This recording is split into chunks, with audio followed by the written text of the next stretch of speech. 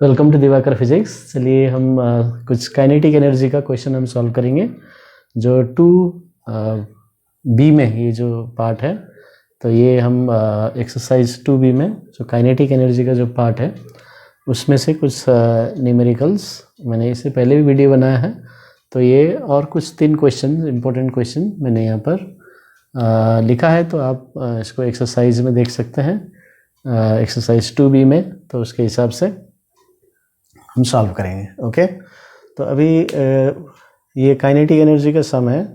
तो kinetic energy का formula सबसे पहले जानना जरूरी है। Kinetic energy equals to half mv², half mass into velocity square. Okay, तो पहला क्वेश्चन है, if the speed of car is half, how does its kinetic energy change. Okay, तो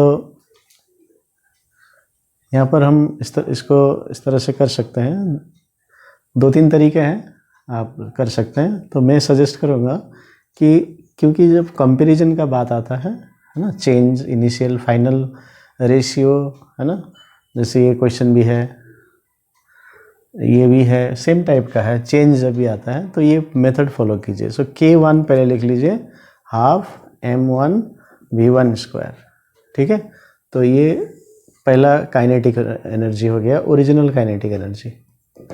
अभी K2 लिख लीजिए, हाफ m2 v2², है ना। Formula वही है, खाली 1 सब्सक्रिप्ट लगाया, 2 बस फर्स्ट एंड सेकंड दिखाने के लिए, इनिशियल फाइनल दिखाने के लिए। ओके, तभी यहाँ पर देखिए speed of the car is halved, तो इसका मतलब पहले जितना था वो बाद में उसका हाफ किया गया। तो इसका मतलब v2 is equal to half of v1। तो ये कंडीशन आपको दिया हुआ है।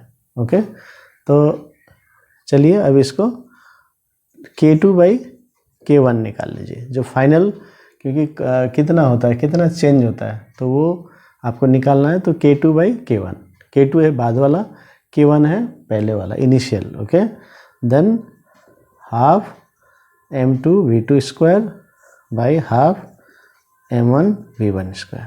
तो ये सिंपल तरीका है, without mistake you can proceed. अभी देखिए, speed of a car is halved, तो पहले का और बाद का, that is for the same car. इसका मतलब मास ये कैंसिल कर दीजिए।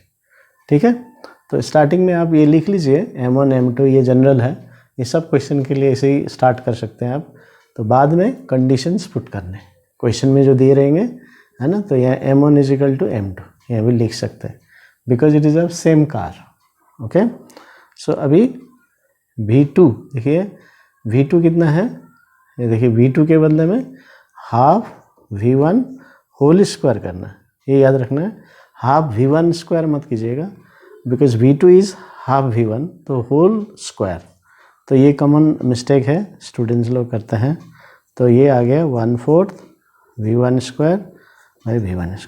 अभी ये क्यों रिप्लेस कर रहे हैं, because we have to find the ratio, we have to compare it, so we have to solve it. So v1 को v2 के रिस्पेक्ट में लिखो, या v2 को v1 के रिस्पेक्ट में लिख के हम कैंसिल कर सकते हैं, बिकॉज इज द रेशियो। तो इसलिए हम ये कंडीशन पुट करते हैं। तो देखिए सेम आ गया, कैंसिल कर दीजिए। सो 1/4 ये आ गया। So that mean K2 is equal to 1/4 K1। So how does its kinetic energy change, so it becomes 1/4 of the original kinetic energy. Okay, तो ये इस तरह से आपको लिखना है, क्योंकि यहाँ कुछ वैल्यू नहीं दिया है तो बहुत कन्फ्यूजन होता है स्टूडेंट्स। तो ये आप ऐसे सॉल्व कीजिए, तो आपको इस टाइप का जो क्वेश्चन है, आपको हर क्वेश्चन आप आसानी से सॉल्व कर सकते हैं। ठीक है, अभी हम सेकेंड पार्ट में जाएंगे, सेकेंड क्वेश्चन में। देखिए अभी सेकेंड क्वेश्चन में, calculate the decrease in kinetic energy of a moving body if its velocity reduces to half of the initial value, है ना। तो ये भी वैसे ही है। तो यहाँ पर हाफ किया है, इसमें भी हाफ किया है, लेकिन यहाँ पर बोला कैलकुलेट द डिक्रीज। ठीक है, तो आपको सेम तरीके से प्रोसीड करना है। सो K1 कितना होगा, half m1 v1², K2 equals to half m2 v2 square. Okay, फिर और क्या कंडीशन दिया है, v2 equals to half v1, है ना। तो ये ध्यान से देख लीजिए, velocity is reduce to half of the original value, मतलब final velocity is half of the original v1। कोई लोग लिख देते हैं v1 is equal to half v, तो फिर गलत हो जाता है, तो ये याद कर लीजिए, ठीक है। मास इज सेम, क्योंकि सेम कार है, to conditions. Okay, so same हम निकाल लेते हैं, k2 by k1, so half m2 v2 square by half m1 v1 square. तो ये कैंसिल कर दीजिए, ये भी कैंसिल हो जाएगा। v2 के बदले में हाफ v1 स्क्वायर लगा दीजिए। तो सेम पिछला क्वेश्चन जैसे ही है।